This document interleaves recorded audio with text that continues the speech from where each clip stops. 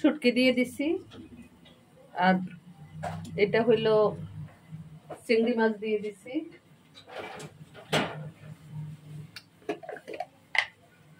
মাখা তেল দিয়ে বসাবো, হলুদ দিয়ে দিছি।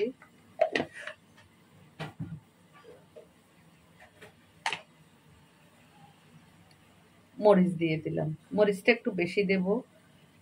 আসসালামু আলাইকুম, কেমন আছেন সবাই? আশা করছি সবাই ভালো আছেন। আমি নীলুফার, সিলেট থেকে।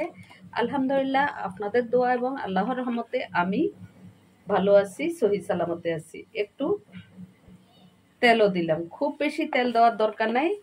আপনাদেরকে তো বলাই হয় না কি রান্না হবে। আজকে আমি এখানে এই যে আগুনটা ধরিয়ে দিলাম, এখানে আমি মুখি রান্না করব। মুখি রান্না করব। আমার এই কড়াইগুলো আপনারা আগে দেখছেন, অনেক সুন্দর ছিল, কিন্তু ওই যে বুয়াদের মাজার কারণে এখন এই অবস্থা হয়েছে। আমার যে আগে রাতের বুয়াটা ছিল, আগের বাসায় থাকতে, ওই বুয়াটা অনেক ভালো ছিল। ও অনেক সুন্দর পেস্ট করে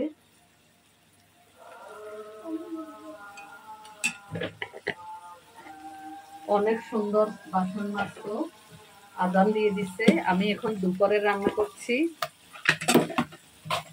চোখের অবস্থা খুব বেশি খারাপ, আপনাদেরকে তো বলাই হয় নাই। আমি সেদিন ভাইয়ার বাসায় যাওয়ার সময় অ্যাক্সিডেন্ট করছিলাম। আমি চোখটা আপনাদেরকে দেখাইতে পারতেছি না, চোখের অবস্থা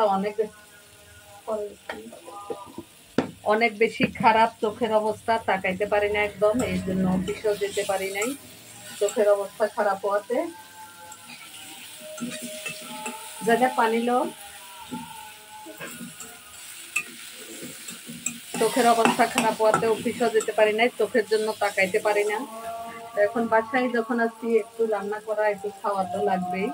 একটু পানি দিয়ে নেই, কষাবো, তারপর মুখিটা ইউজ করবো। এখানে শুটকি দিয়া মুখি আর চিংড়ি মাছ দিয়ে রান্না করলে আমার অনেক ভালো লাগে, জানি না আপনাদের কার কেমন লাগে। এটা আমি মাখা তেল দিয়ে রান্না করছি। মাখা তেল দিয়ে রান্না করছি, মাখা তেল দিয়ে মুখি রান্নাটা আমার অনেক ভালো লাগে। তো মাখা তেল বলতে তো আমি আবার তেলের মধ্যে দিয়ে একটু কষালাম। ঢাকনাটা দিয়ে রাখি, কষানো হোক। কষানোটা হয়ে গেছে, ওই আগুনটা নিভে দিচ্ছি। জানালাটা খুললে অবস্থা খারাপ হয়ে যায় দোয়ার। কষানোটা মোটামুটি হয়েছে, আমি এখন মুখিটা দিয়ে দেব। মুখিটা ফ্রিজে রাখা, আমি সেদিনে এনে কেটে রেখে দিয়েছিলাম। তরকারি ছিল, এই জন্য রান্না করি নাই। এখন একটু রান্না করি, ভালো লাগবে শুটকি দিয়ে রান্না করলে।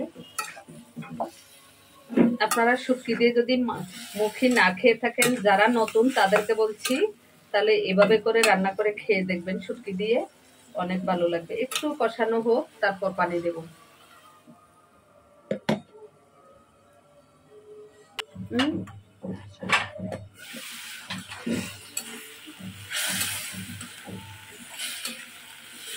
কষানোটা হয়ে আসতেছে, কষানো হইলে জলটা দিলে আরো ভালো করে কষানো হবে।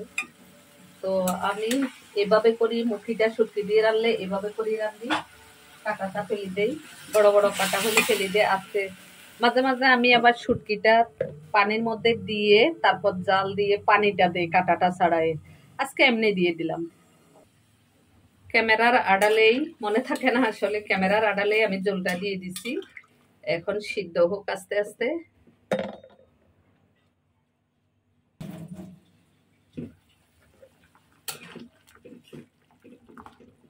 মনে হচ্ছে আপনাদের জল অনেক বেশি, জল থাকবে না, পরে দেখেন অনেক সুন্দর হবে।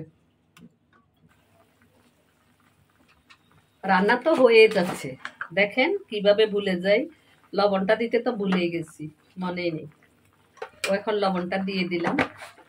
লবণটা কষানোর মধ্যে দিলে সবচেয়ে বেশি ভালো, কিন্তু আমি তো ভুলেই গেছি, মনেই ছিল না। শব্দ করেছে। এই হইল অবস্থা।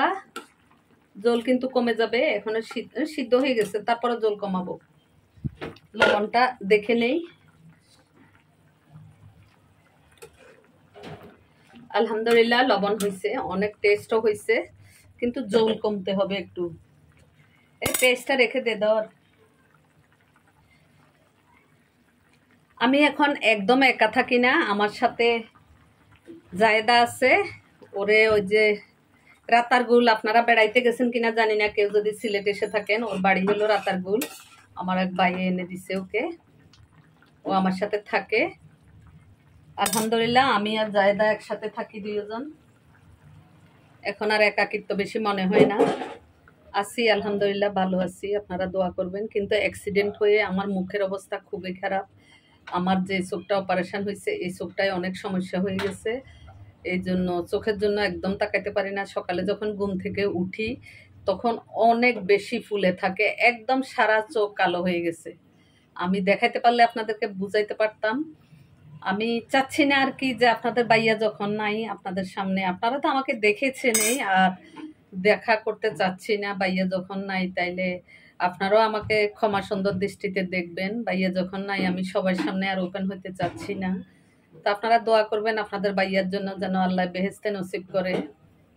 এই যে এই মাসে 10 মাস চলতেছে আপনাদের বাইয়া নাই, আগামী 11 মাস চলতেছে, সরি, সেপ্টেম্বরের 3 তারিখে 1 বছর হয়ে যাব। চিন্তাই করতে পারি না ওকে ছাড়া 11 মাস কি করে রয়ে গেলাম।